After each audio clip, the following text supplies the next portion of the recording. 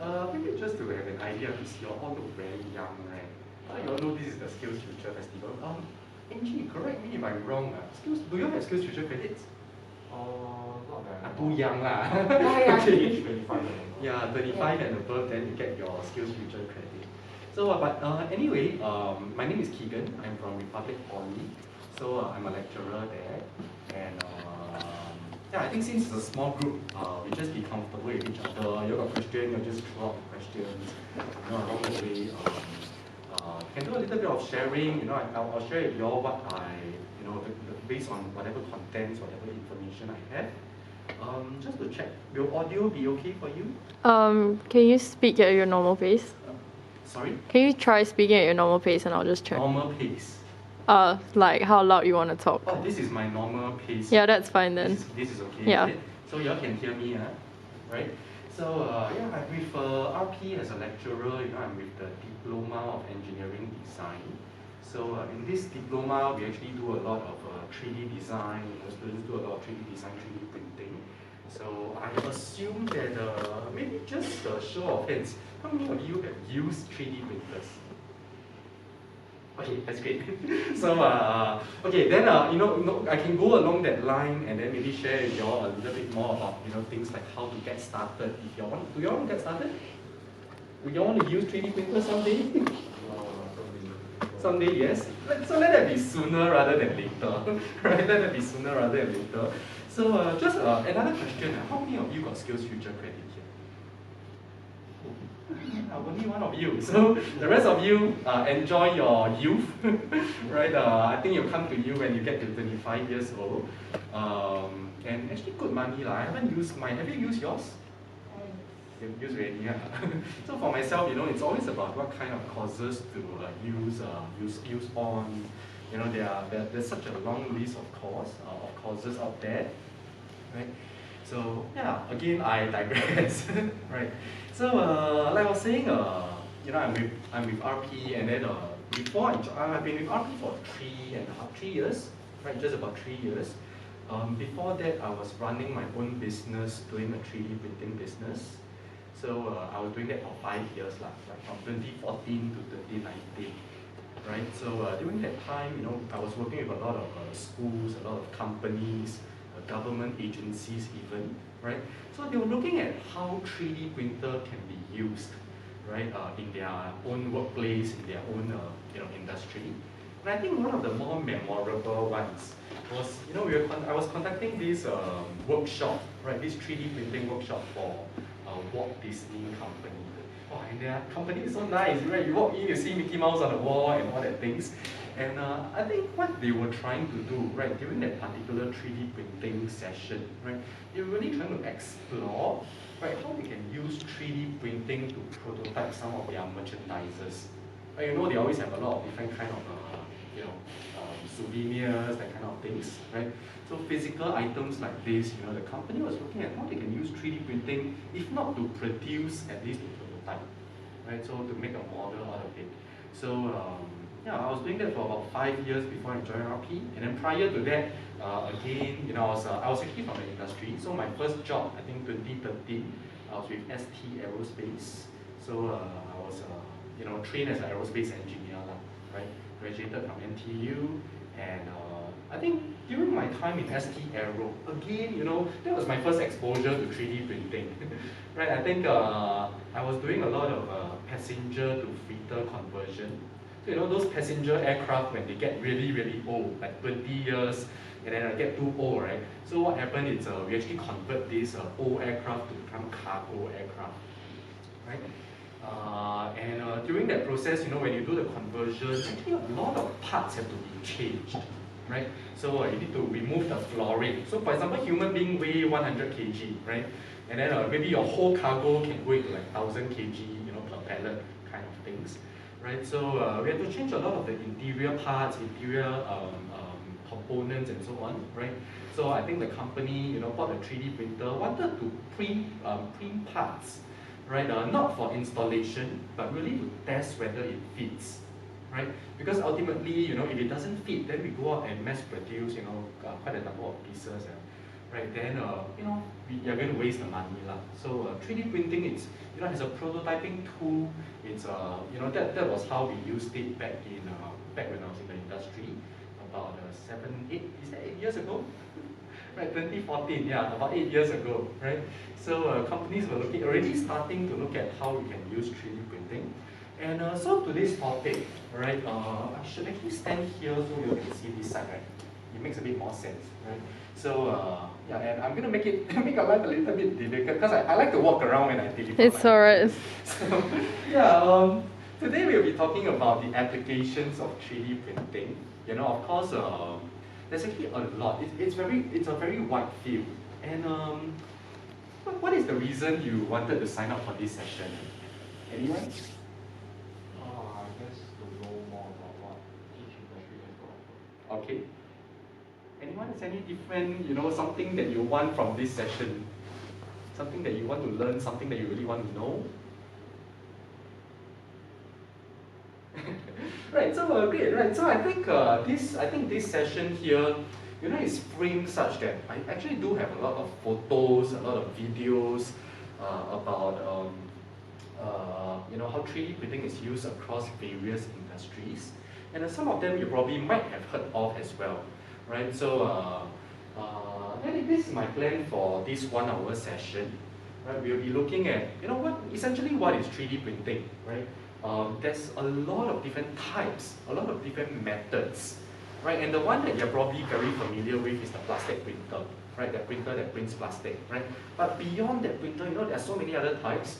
But of course, today's session, it's on the application, so I'm not going to go into all the different methods, right? And after that, we'll spend the bulk of the time, looking at the applications, the industry applications, and then after that, how you can get started. Right, so if you are interested, right, if you are not already, doing 3D design, 3D printing, we'll give you some resources, and if you have SkillsFuture credit, all the more better, right? So I'll be introducing something later, and then just to wrap up the session, I'll take any questions that you might have. All right, so that's the plan for this session. Right, we'll probably end slightly ahead of time, but that's fine.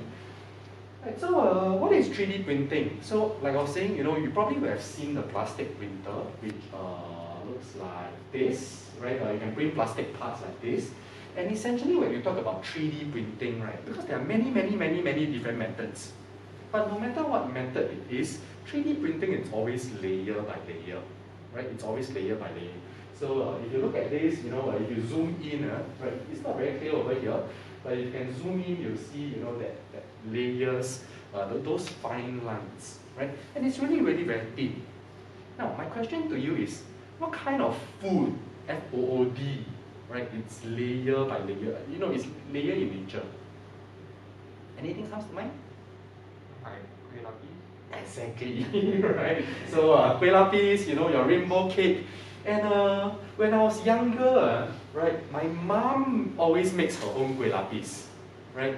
So when my mom makes her own kueh lapis, and I look at the whole process, it's so painful, right? It's so painful, to make kueh lapis. Do you know how kueh lapis is being made?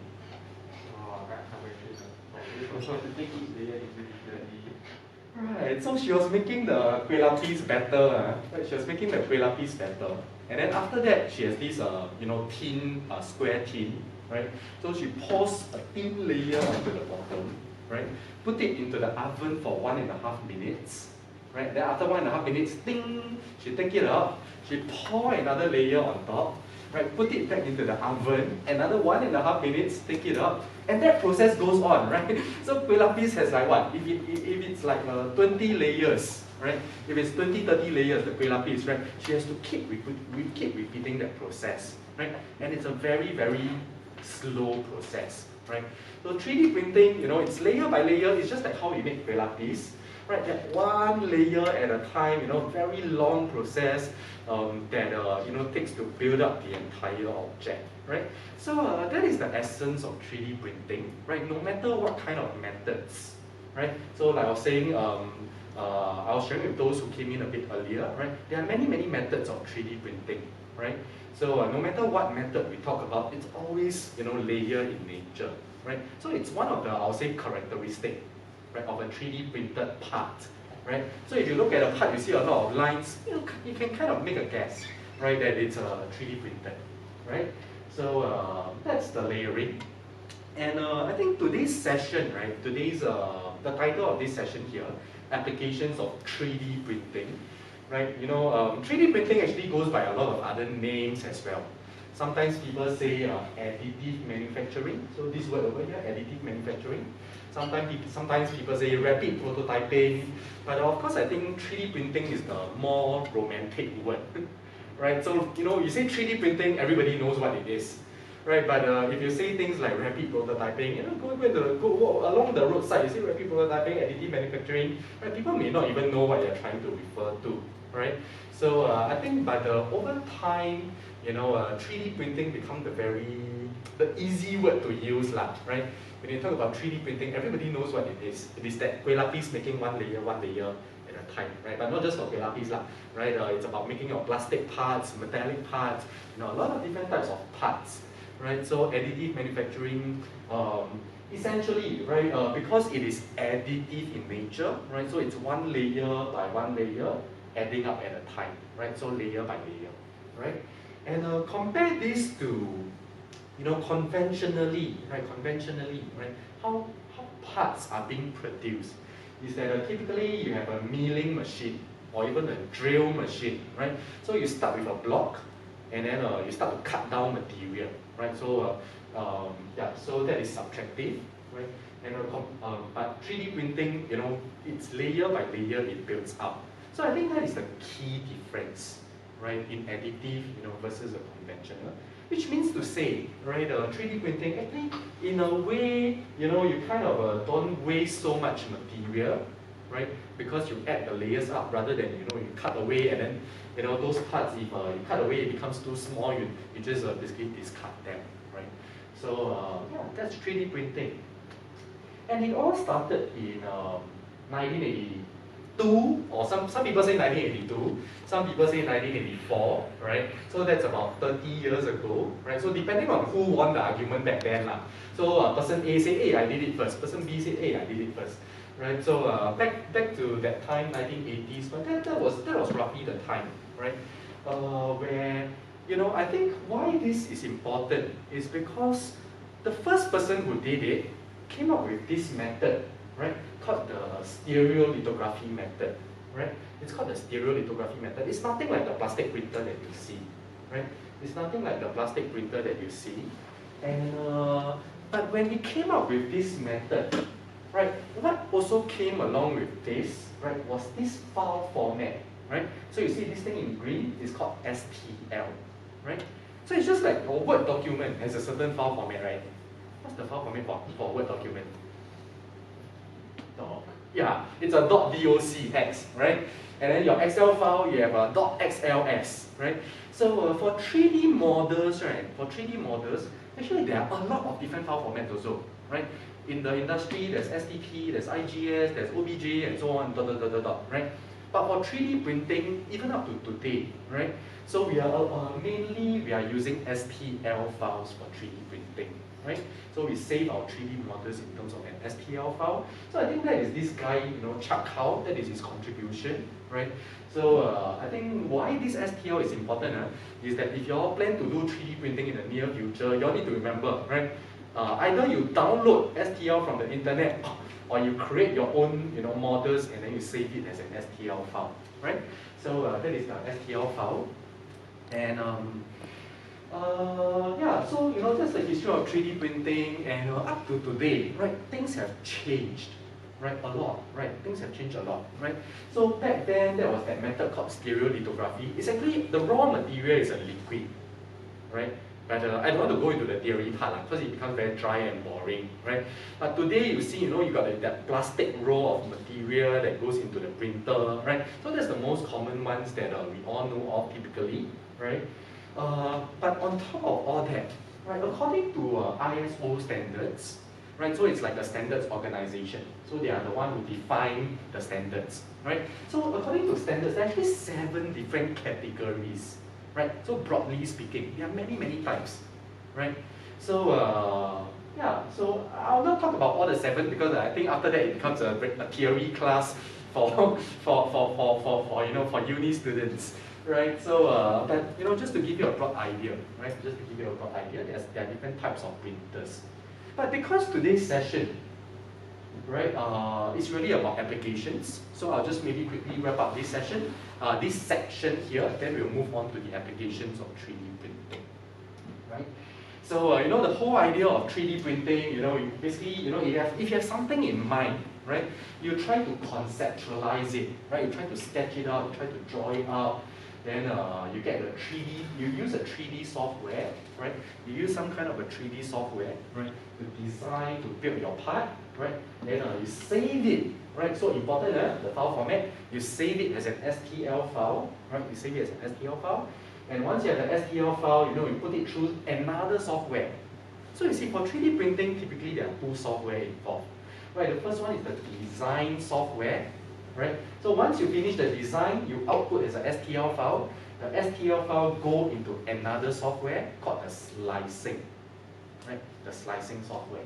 So what this slicing software does is that you take the 3D model, and remember I said 3D printing is like kueh lapis, right? Layer by layer by layer by layer, right? So that's why it's called the slicing software, right? It converts basically the STL file format, right? It's going to slice that 3D model into many, many layers, right? And then at every layer, it will tell the printer what to do. So layer number 1, do this, right? Then after that, layer number 2, maybe do something else. Layer number 3, do something else. So layer by layer, right? So that's why it's called a slicing software, right? Slicing into many, many layers, right? So that it outputs a code, right? Outputs some kind of an instruction, right? So G code is the instruction, right? That is given to the 3D printer, right? So that is the broad process of it, right? Of 3D printing, right? At this point, any questions? A bit too dry already? Still okay, right? Okay, right? Right. So that is the workflow. How we get started with 3D printing, right? So let's move on to the main topic for today. It's all about the applications, right, of 3D printing. What can we do with 3D printers? What can we do with 3D printing, right? So I'm going to show you some examples across various industries, right? I'll show you some examples across the various industries. And then at the end of it all, right, we'll think about, wherever you are, whatever industry you're in, how can you actually bring it back to your own workplace? Is there anything that you can value add in your own, line of work, right? Maybe even for Angie yourself, your work. Maybe later I ask you first, at the end, whether she's one of my colleagues at RP Academy of Continuing Education. So 3D printing, whether can use in her line of work. So later you can answer this question first. Okay, so yeah, industrial applications. And when we talk about industrial applications, actually a lot, really a lot. Because 3D printing is not specific to any particular industry, right? So when you talk about 3D printing, in aerospace, in automotive, in construction, even in fashion. I think fashion lately, Channel News Asia has really interesting stuff.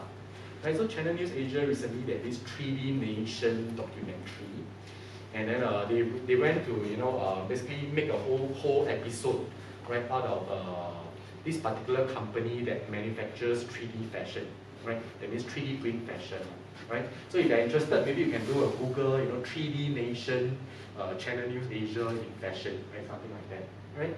On top of fashion, there's also, in terms of food printing, right?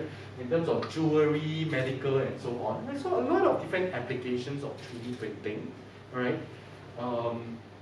So what happened was that a couple of years back, right? So that, when we talk about aircraft manufacturers, there's Airbus, there's Boeing, right? And of course, these companies are doing their own 3D printing as well, right?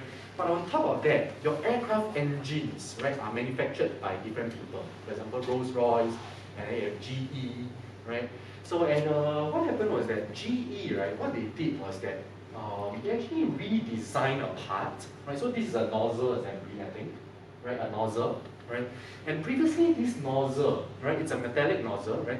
It was previously I think 17 from 20, not 17, right? So previously it was 20 different individual parts, right? That they have to assemble together, and you can imagine, right? In one engine, right? That big engine that you see on an aircraft, easily more than 1,000, 2,000 parts on it, right? But the whole thing of assembling, an engine itself, it's not something that happens overnight, right? It takes weeks or even months to complete, right? So what happens is that, when you can start to 3D print, and by using 3D printing, right, there are certain advantages, right? So, previously, it could have been 17, 20 parts because, the conventional manufacturing methods may not be good enough to produce the whole thing as one piece, right? But if they are able to produce everything as one piece, right, then you imagine, right, you're cutting down on the assembly time, right? You're cutting down on the assembly time, right? So instead of having one person, put together, it's like playing Lego. I give you 20 pieces, you try to put 20 pieces together, versus, you press print on the machine and it comes off as one piece, right? So in terms of assembly, right, we are saving time over there. And this you see is one of the advantages that 3D printing can give to us, right? Can give to the industry, right? In the aviation, in aerospace industry, right? Then of course, Airbus itself, it's a manufacturer of aircraft, right? So, in your cabin, your overhead compartments, you see a lot of those, typically it's white color or cream color, right? So they printed the spacer piece as well, right? And that was a few years back as well, right? And this is being installed onto the aircraft, right? Just like the nozzle is actually, present inside the engine, right? So certified to fly, right? So aerospace industry, and this, right? I think this was interesting because I attended a course many years back at NTU, right? And during that course, what happened was that one of the course participant, right, is from SIA engineering company, and he was just sitting beside me during the course, right? And what happened was that he was just asking, he was sitting next to me, and he just turned over and asked me, hey, whether it's possible to get 3D printed parts certified or not. So he was asking me this question, how to get 3D printed parts certified, right, for flying, right? And apparently after that course, right, he was actually there to meet the professor, right, to talk to the professor about certifying parts for SIA engineering company, right? So some people attend courses for reasons, right? Maybe to learn new things, maybe in his in that particular sense, he was there to do some networking, find out a bit more about how to get 3D printed parts flying, right? So typically, remember the previous few slides I showed you, right, is the Airbus itself, that means the manufacturer of the aircraft, and it's I think GE Aviation is the manufacturer itself, manufacturer of the engine, right? So I think as manufacturers, it's a bit easier for them to get their own, their whole product certified for flying, right? But whereas if you talk about a third-party company, right, for example, SIA engineering company, they do maintenance. Some of their aircrafts are leased, right? Not even they don't own all their aircraft, right? So when they want to do things like this, right, as a third party, it's harder, right, in the aerospace industry, right? So he was just trying to get to the course, find out whether we can get things done in any other way, right? Yeah. So over here, during that particular course, NTU actually brought us around to a few of their workshops, and I think this photo was taken at one of the workshops. And that guy, we were touring around together, lah. And he was pointing to this cabinet, and he was asking me, hey, you know what is this or not? Can you figure out what this part is?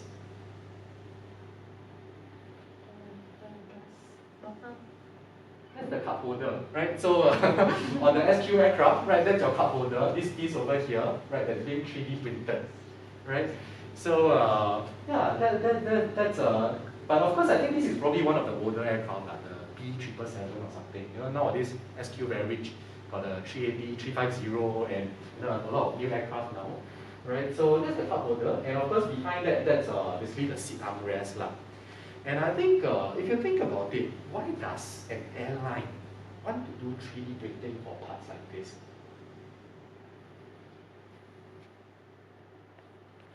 I don't know, I never asked that guy, but I have a few, if I try to make a guess, if you think about it, I think these parts spoil a bit more easily than other parts. Right? So for the cup holder, you go to the aircraft, let me go back to the previous one. You push up, pull down, pull up, pull down, maybe 15-hour flight, nothing to do, you just fiddle around with it. Then after a while, the thing might just break. Right? Or for the seat armrest, people cannot reach the compartment, maybe step on it, then break a bit more easily, right? So wear and tear a bit faster than other components. But that's my guess lah. Because I was trying to figure out why, out of so many things to print, why print these two things? And of course, you also realize it's internal parts, right? Inside the aircraft, right? So nothing to do so much with the external, the aerodynamics of the aircraft, right? So in terms of 3D printing, for maybe installation or whatever reasons, could be a little bit easier, right? And my guess is maybe because spoil a bit more easily lah. So yeah, that's our own national carrier trying to do 3D printing, right, in their own on their own aircraft. So and also, right, does this work from here? Oh, it does.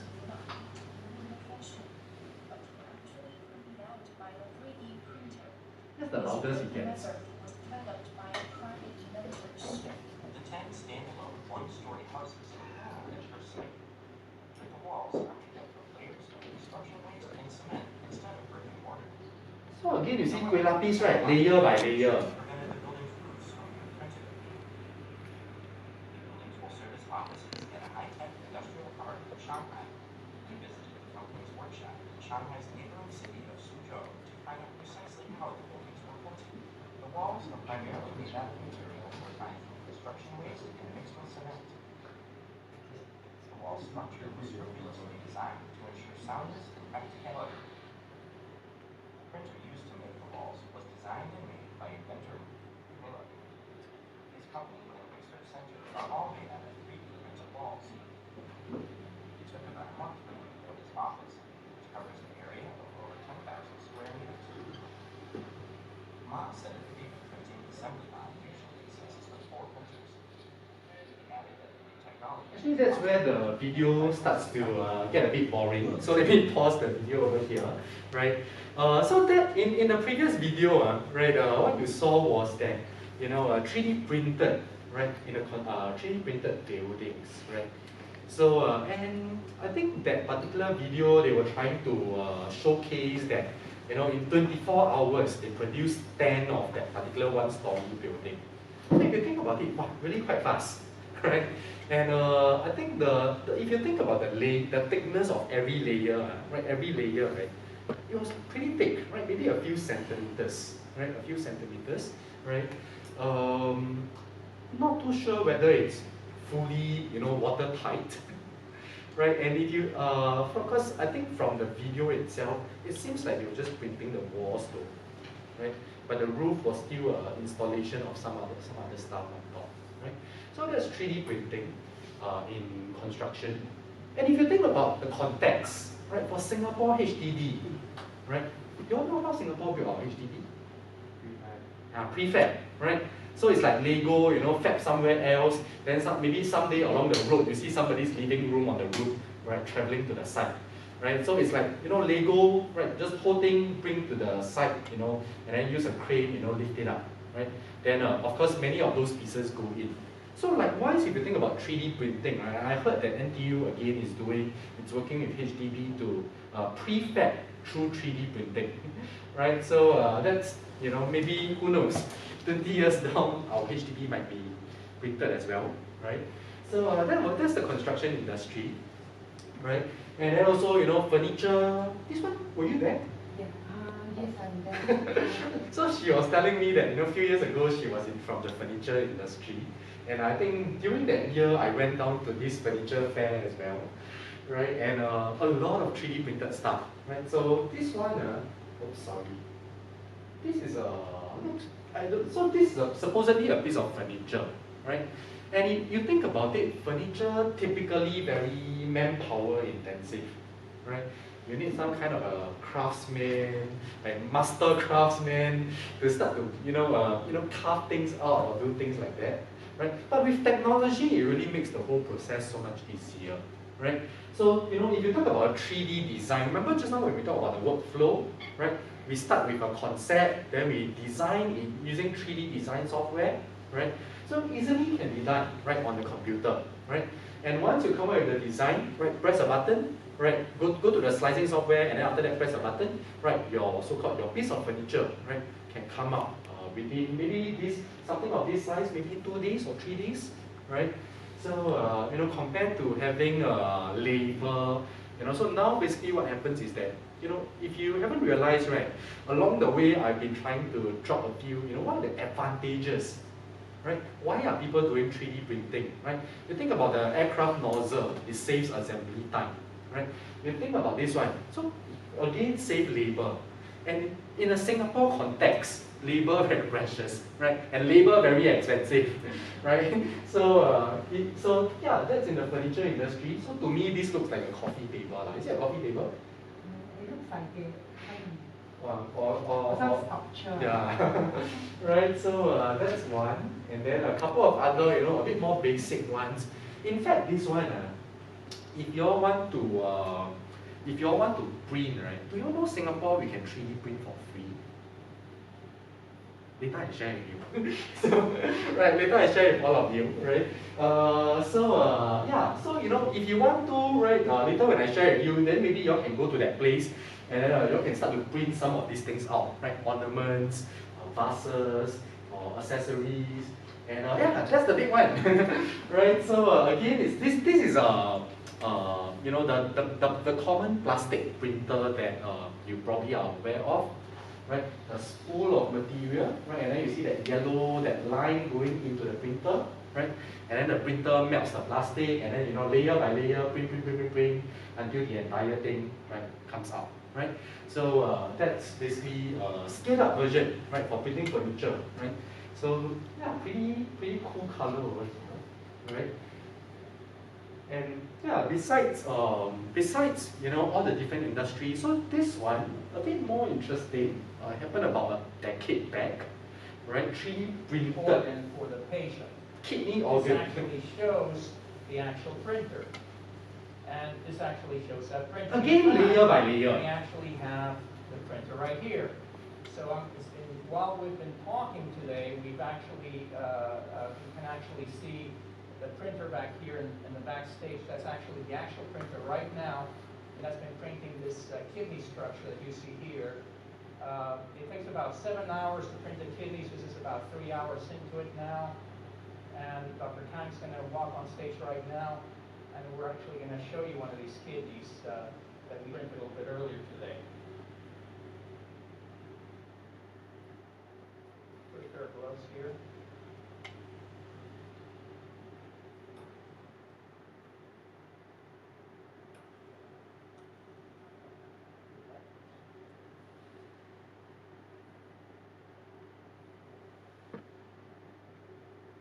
So this goes a little bit small on me, but here it is. You can actually see that kidney as it was printed earlier today.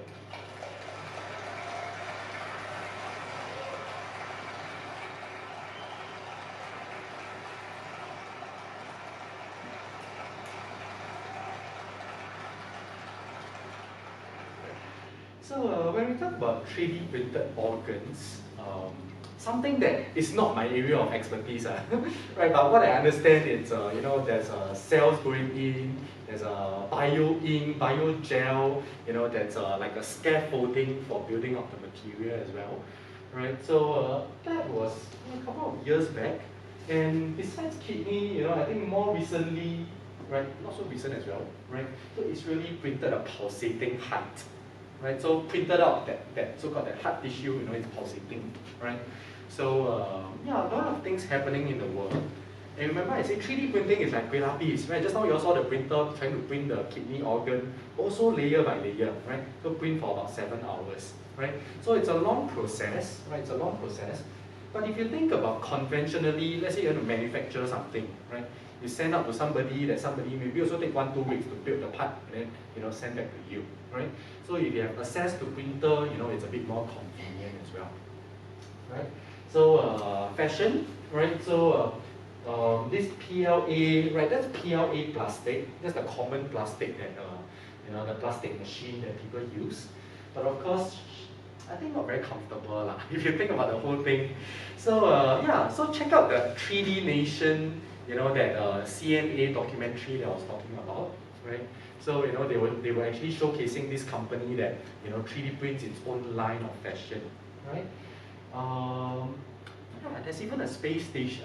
There's even a 3D printer at a space station, right? So I think NASA, what they did was, when they first tested it, right, they actually beamed the 3D model file up from Earth, right, and then beam it up to the space station. And then what the astronaut does over there is basically just to download the file and then get it printed, right? So you see, I think so long you have access to a machine, right, anytime, anywhere, even in space, right, you can do your 3D printing, right? So yeah, that's the space station, the 3D printer there. And now, I think the more interesting thing is this. I've been, sharing with you quite a bit of applications of 3D printing. So how do you actually get started? So that's the part where I try to sell Goyok a bit, right? So I think if you got the SkillsFuture credit, right? If you are, fortunate enough to be above 25 years old, right? So we have this course called ABCs of 3D printing, and it's really for people who are not already aware, people who have no knowledge. So it's really an introductory course, right? And in this introductory course, what we do is we actually teach you, basically there are two components lah. The first component is an e-learning, so you own self go through the e-learning segment, right? And in this e-learning segment, we teach you how to do some simple 3D design. So don't need any special software. So long you got laptop, you got Google Chrome, good to go, right? So that is the 3D design. Basically, we give you a bit of theory as well, right? And then after that, right, it has part of this course, right, the ABCs of 3D printing. So just now I was mentioning, right, in Singapore you can print for free these 3 libraries: Jurong, Tampines, Woodlands Library, right? And as part of this course, right, we actually bring you down to the library, right? And then we get you certified. That means as part of this course, that means RP and NLB actually certifies our participant, right? And that means as part of the course, you get certified, and after the course, you have access to the NLB libraries, and you can continue to print them for free, right? So that is this particular course here. And if you are fortunate enough to be very wise, 40 years and above, right, it's just $29, and this $29 you can pay fully using SkillsFuture, right? So if you're a bit younger, it's about 3 times the price lah. It's about $90, right? So $30 if you are wise, very, very wise, and then if you are not so, or rather if you are a bit fortunate enough to be younger, it's a bit lower, right? So this course, basically I was saying the e-learning segment, followed by the so-called the hands-on at the library itself, right? So usually we do it at Woodlands Library, right?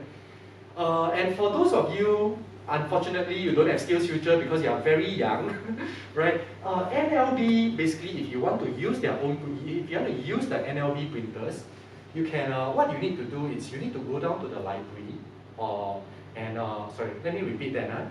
What happens is that if you are not signing up as part of this course, right, then what you need to do is you need to sign up for NLB session, right? So it's a half-day session with NLB, right?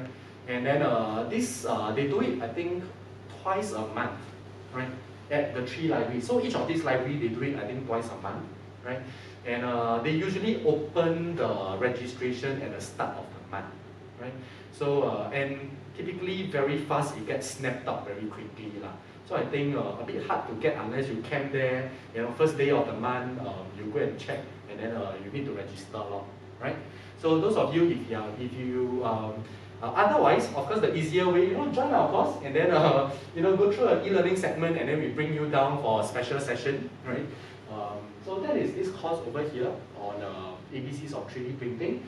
we share with you, a lot of things about the technology, and basically, a couple of other things I can't quite remember for now. And then on top of that, in the ABC we teach you simple 3D design, right? The Republic Poly is also is an authorized training center for Autodesk.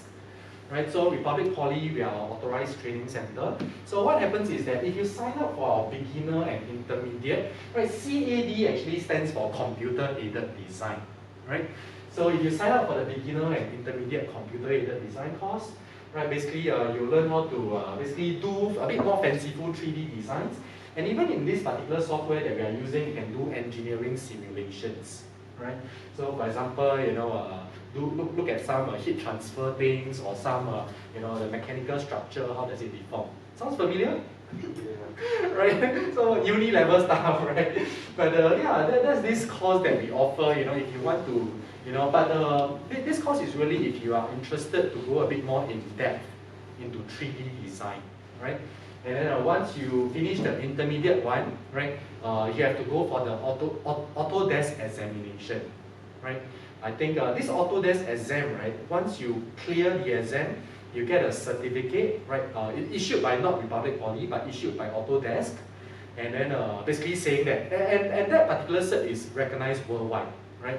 So saying that, hey, you are Autodesk, certified Autodesk user in a particular software, right? So something to add to your own, skill set, your own portfolio, if you are interested, right? So that is these two courses here, right? If anyone needs to take a photo of this, okay, right? And for people like who are just beginner, right? Don't want to 3D design yourself, right? You can always go to this website, right? Remember what is the file format to download? Thank you very much, right? STL file format, right? So you can go to this thingiverse.com, right? A lot of people upload a lot of different files out there, right? So I myself, I scanned a Merlion souvenir, I uploaded the Merlion. So if you search a Merlion, you'll find one there as well, right? The STL file of a Merlion, right? So a lot of things that you can download, STL files that you can download for 3D printing, right? So, and that's all I have for today, right? So before I end off, a quick question. Anybody plans to, start a 3D printing, doing more 3D printing yourself? Anyone? More important question is, do you all know how to start if you all want to do something? Either go down to NLB, right, for one of their sessions, or join our course. Right, if not, thank you very much. That's all I have for you.